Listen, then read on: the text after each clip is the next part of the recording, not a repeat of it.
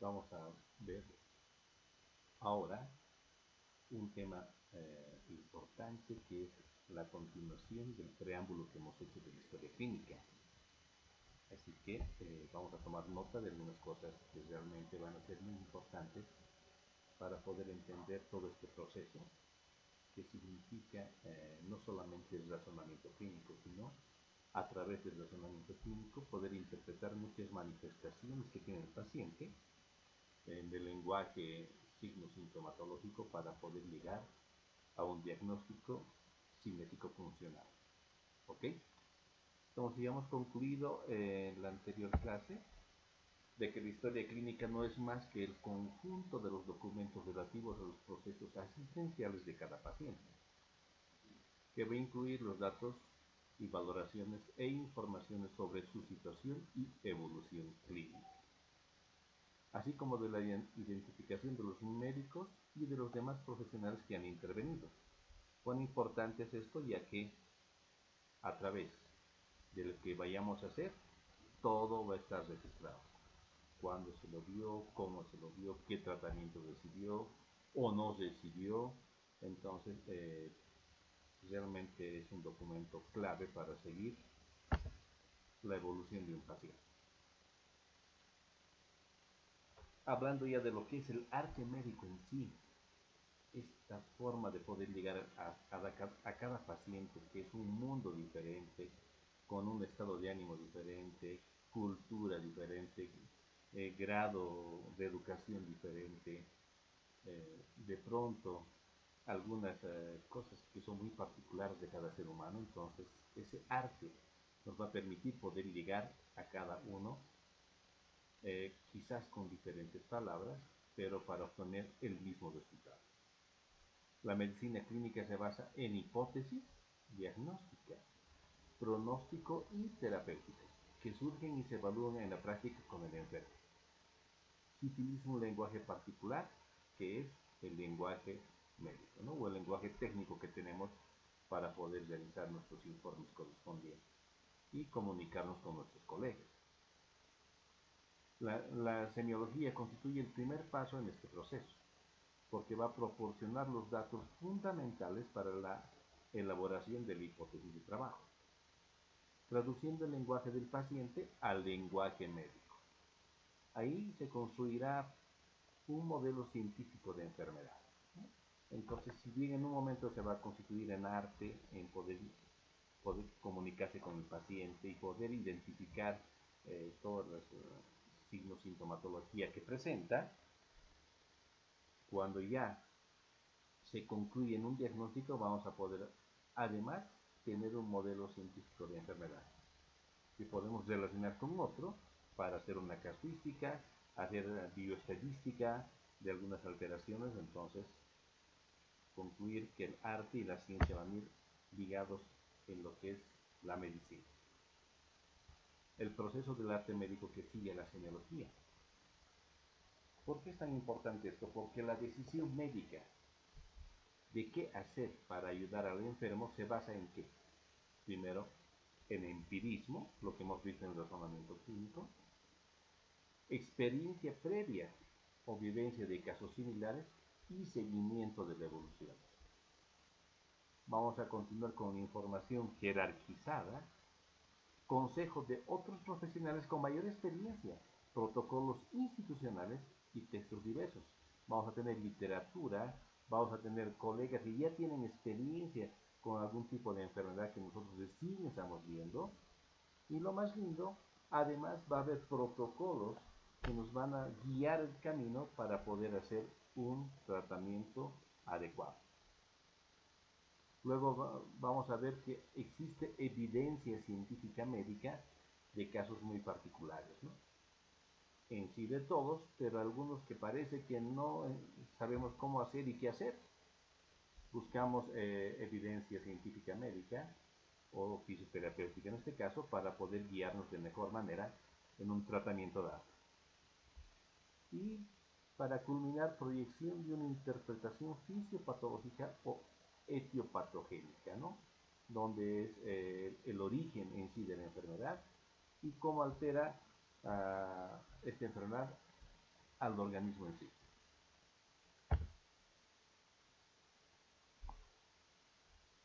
Según William Osler, reconozcamos que la buena medicina siempre mezclará el arte de la incertidumbre con la ciencia de la probabilidad, porque uno va viendo, será esto, será aquello, podrá concluir así, mejorará, en qué grado lo hará, muchas cosas, ¿no?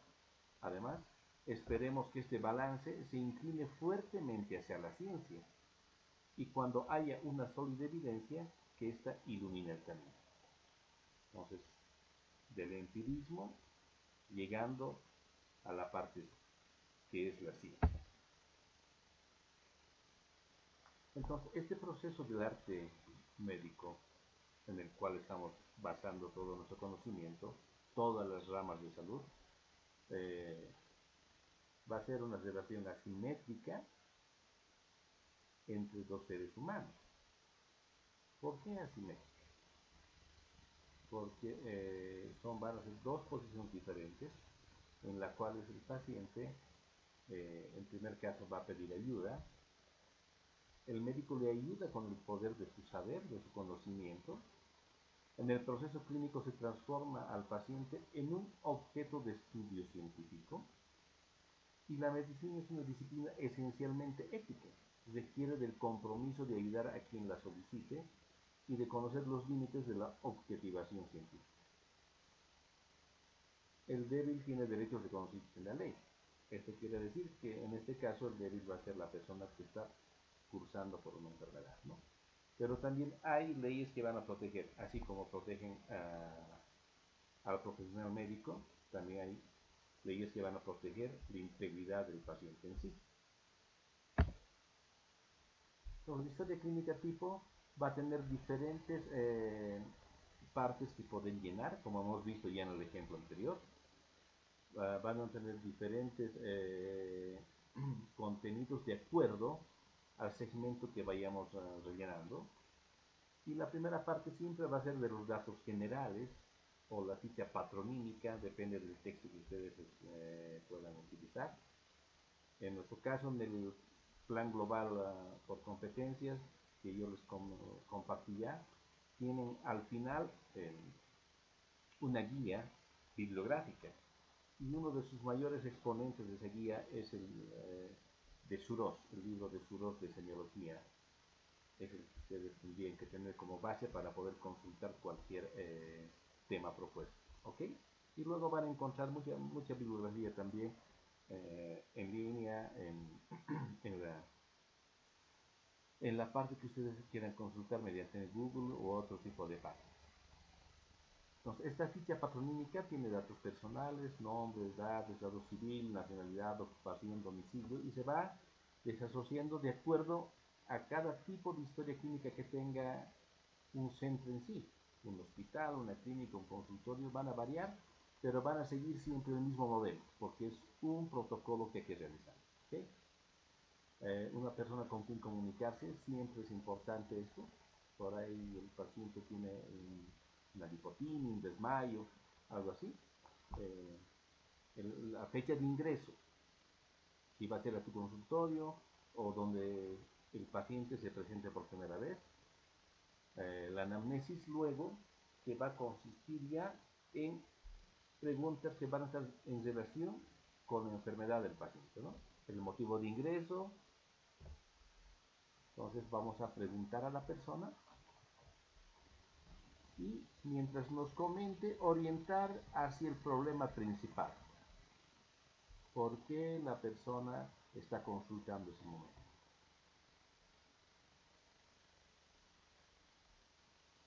Y el problema que presenta o la enfermedad actual de nuestro paciente, entonces, cómo se ha ido desarrollando, ¿no? Desde una comunicación precisa del paciente, de lo que ha ido pasando, pero en orden cronológico, ¿no? Entonces, si aquí el motivo de la consulta es porque el paciente no puede caminar, tiene mucho dolor en el tobillo, por ejemplo, Y aquí vamos a ver qué ha pasado, que hace un par de días este paciente se ha tropezado en las gradas, ha sufrido un esguince de tobillo, se presenta edema y muchas cosas más. Entonces este orden va a estar en relación a lo que nos cuente o nos muestre el motivo de ingreso a nuestro consultorio el paciente. Tenemos antecedentes personales, enfermedades previas, factores de riesgo, hábitos, alergias. Muy importante esto de las alergias jóvenes, porque cuando uno en un momento dado es capaz de realizar un masaje a un paciente, porque necesita realmente, y uno aplica cierto tipo de sustancia como vaselina líquida, talco o alguna crema que traiga el paciente. Pero si no hemos preguntado o no hemos sido muy detallistas en este proceso al hacer las preguntas en esta parte y aplicamos ese masaje con una crema X y al día siguiente o al rato la persona empieza a presentar prurito, mucho escozor, de pronto enrojecimiento de la piel, de pronto erupciones, y es porque no hemos hecho esa pregunta. Es bueno hacer todas las preguntas aunque parezca largo y tedioso al principio, ¿ok? Tenemos antecedentes ginecobstétricos, antecedentes familiares, eh, antecedentes también educacionales, socioeconómicos, ambientales, dónde vive, qué tipo de vivienda y muchas cosas más que hemos visto en la anterior clase, en la presentación. Entonces, la historia clínica tipo además va a tener un examen físico general. Básicamente este examen físico general es primero solo observación. Y a través de ciertas preguntas voy a ver si la persona está ubicada no solamente en tiempo y espacio, sino también está ubicada en un ámbito del psiquis normal, ¿no? Que no está eh, muy disgregada, por ejemplo, su personalidad, de pronto algún tipo de alteración eh, o tipos de agresión que pueda querer realizar, o una persona que no quiere comunicarse por nada. Entonces tenemos que ir viendo algunas cosas más. Vamos a ver además temperatura, fases, el aspecto general. Aquí va a ir mucho lo que es la actitud, edad biológica. Si la persona me dice que tiene 35 años, pero su apariencia es como de 50 o más, puede ser que por un problema crónico degenerativo, un problema de muchos de malos hábitos en su vida, demuestren que su edad biológica o cronológica no está en relación con su edad, en este caso, que demuestra, ¿no? Físicamente. Estado nutricional, hidratación, y luego vamos a ir ya, después de lo general, a lo particular, ¿no? Podemos hacer exámenes cabeza, cuello, de pronto todo lo que es la cadena de ganglios a nivel del cuello, tórax, aparato respiratorio, circulatorio, abdomen, las fosas lumbares, sistema nervioso, articulaciones, huesos y músculos.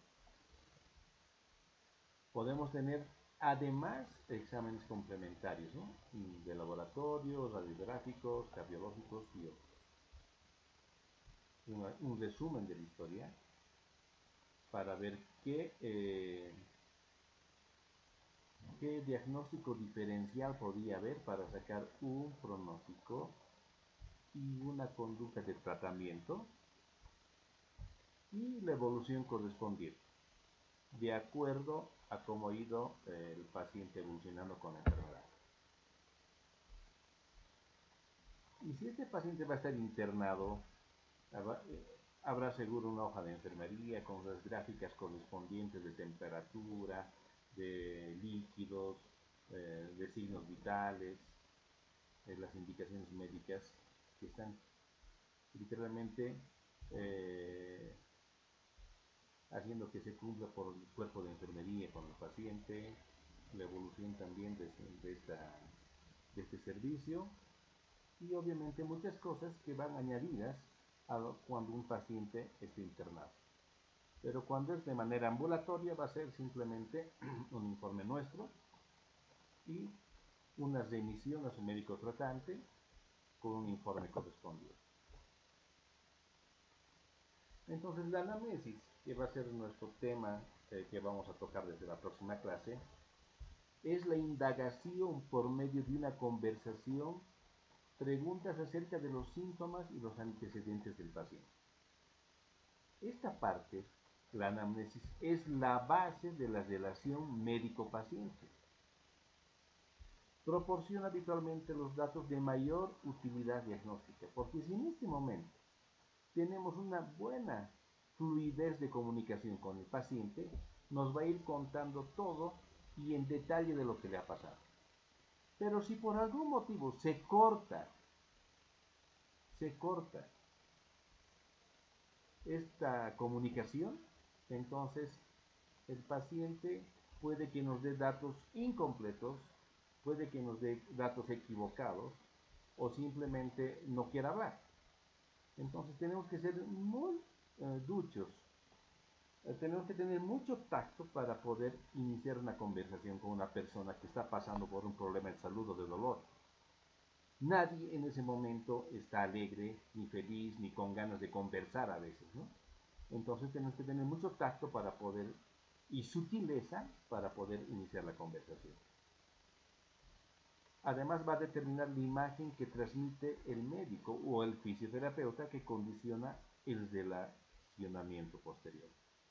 Si en esta parte no he podido romper bien el hielo, es más, he sido quizá atrevido con alguna palabra, con alguna mirada, he dado a entender algo inadecuado, entonces este relacionamiento posterior se ha roto por completo y va a ser difícil reparar. Entonces, esta primera parte de poder conversar con el paciente para obtener los datos es realmente muy importante, ¿ok?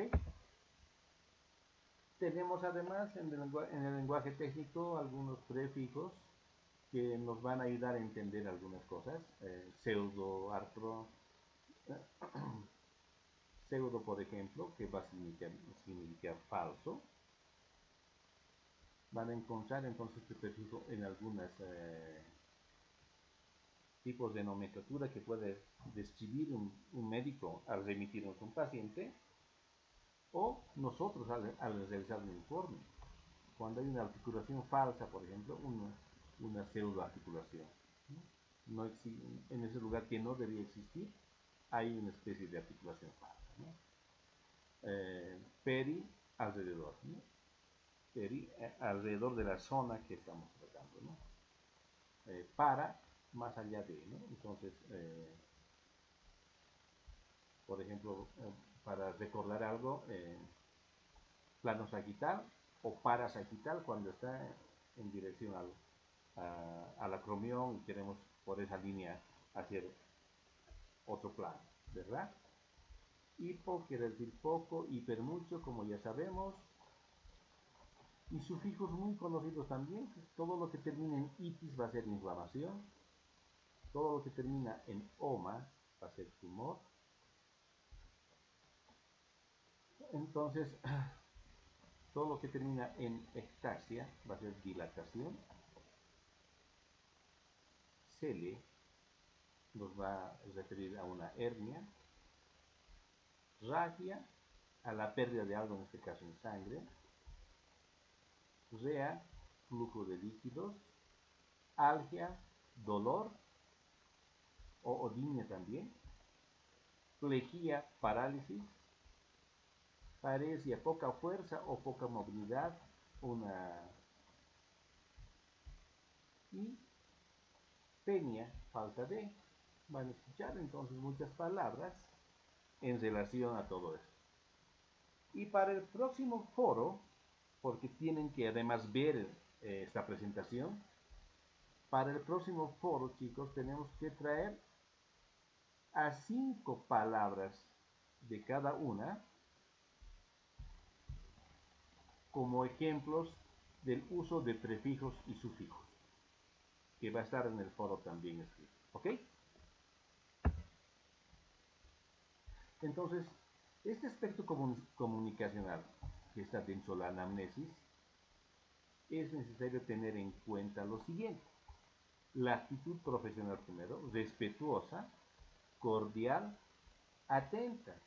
Puede que ese día te haya ido muy mal en muchas cosas, bueno, deja ahí afuera ese bulto y cuando entres al consultorio, entres al hospital, ten siempre la mejor actitud para poder atender a tu paciente.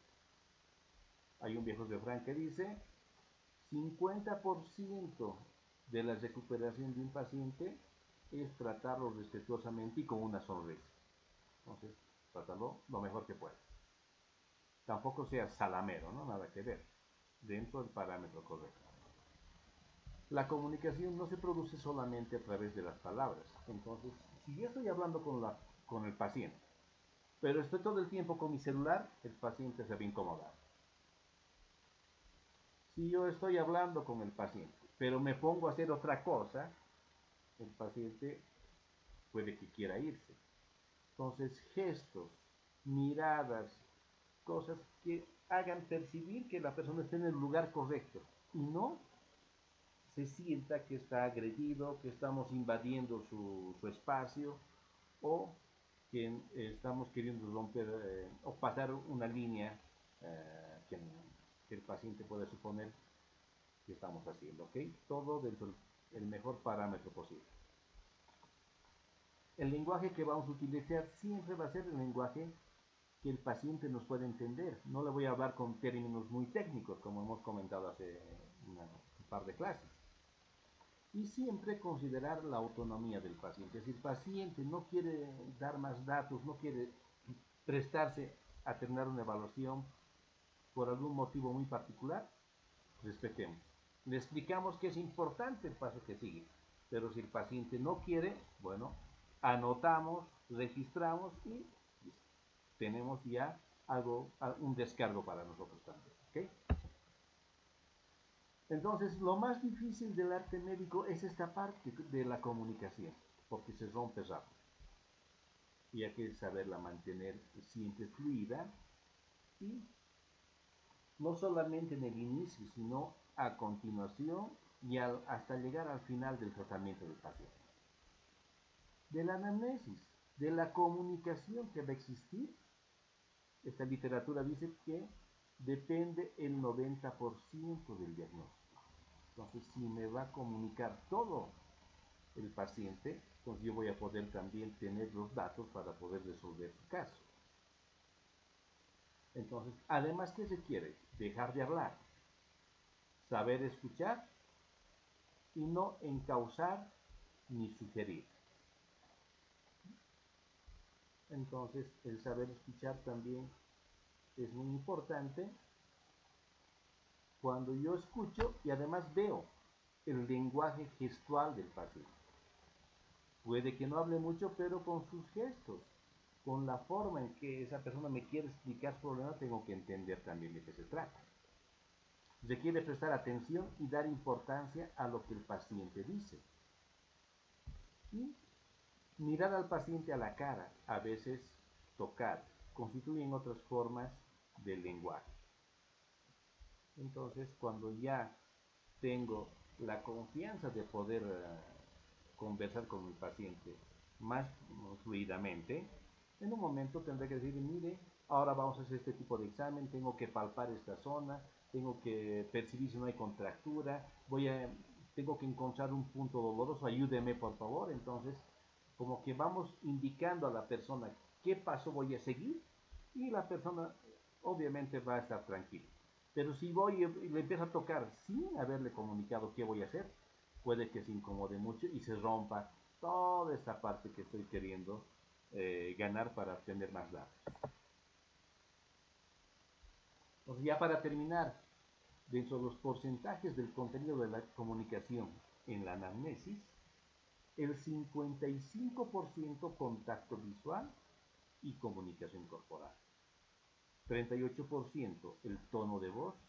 No le puedo hablar al paciente gritando, pero tampoco le puedo hablar tan bajito que parezca que estoy de miedo frente al paciente. Y miren, un solo 7% es el contenido, porque muchas veces nuestro lenguaje automáticamente se va a hacer técnico y el paciente quizá no me entienda todo lo que le quiera hablar. Pero entonces todo lo demás está acá. El tono de voz, contacto visual y comunicación corporal. ¿Okay? Si yo estoy seguro de lo que hago, el paciente va a percibir mi seguridad y va a tener más confianza. Pero si yo soy temeroso o estoy distraído o de pronto no le presta atención, el paciente nos va a decir sí, pero no va a volver. Entonces, tenemos que tener en cuenta eso. Tenemos la enfermedad actual, la primera etapa, el relato espontáneo del paciente. La segunda etapa, el requerimiento de detalles sobre los datos que nos ha dado el paciente. Un orden cronológico, si ha consultado ya sobre ese problema, si ha recibido algún tratamiento, etc. El tercer punto, búsqueda de mayor información, interrogando ordenadamente sobre síntomas de los distintos aparatos y sistemas. La etapa 4, interrogatorio del tránsito digestivo básicamente, y urinario para ver si no hay algún tipo de edemas además que puedan percibirse. Y una quinta etapa, antecedentes de la enfermedad actual e inmediatamente previos al comienzo de los síntomas. Porque puede estar cursando con un problema de artritis reumatoidea crónico-degenerativa, que le vienen sus episodios de dolor constantes, pero de pronto tuvo otro problema. Entonces, tenemos que referirnos al problema actual de la persona.